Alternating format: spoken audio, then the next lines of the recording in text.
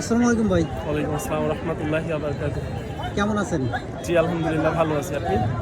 আলহামদুলিল্লাহ আমি অনেক ভালো আছি। তো আমি আপনার লাস্ট খ্যাপের মাঠে দেখেছিলাম টাঙ্গাইল গোরাই জমিদার বাড়ির মাঠে। তো ওই খ্যাপ খেলার পরে আপনি গিয়েছিলেন অনূর্ধ্ব 20-এ ডাক পাইছিলেন, তো কেমন লাগছে? আলহামদুলিল্লাহ। ফার্স্ট অফ অল ন্যাশনাল টিমে খেলার ইচ্ছা সবারই থাকে, আমারও ছিল। আপনার আমার ন্যাশনাল টিমে আন্ডার-20-তে যাওয়ার কথা ছিল সাফে। দেন ওইখানে আমার সব কিছু জমা দিয়েছিলাম আমি, বাট কোনো কারণে হয়তো হয় নাই।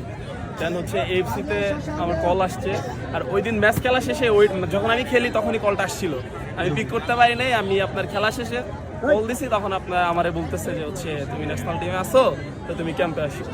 তো দেন ক্যাম্পে গেলাম, হয়তো বা ওই মাঠটা আমার জন্য লাকি। তো প্রথম ম্যাচ পাননি, পরের ম্যাচ ঠিক খেলছেন, কেমন লেগেছিল সেই অনুভূতিটা একটু যদি ব্যক্ত করতেন। অ্যাকচুয়ালি ন্যাশনাল টিমে খেলার অনুভূতিটা প্রকাশ করার মতো না। যারা একমাত্র ন্যাশনাল টিমে খেলছে তারাই এই ফিল্ডটা বুঝতে পারবে যে আসলে ন্যাশনাল টিমে খেলার অনুভূতিটা কেমন।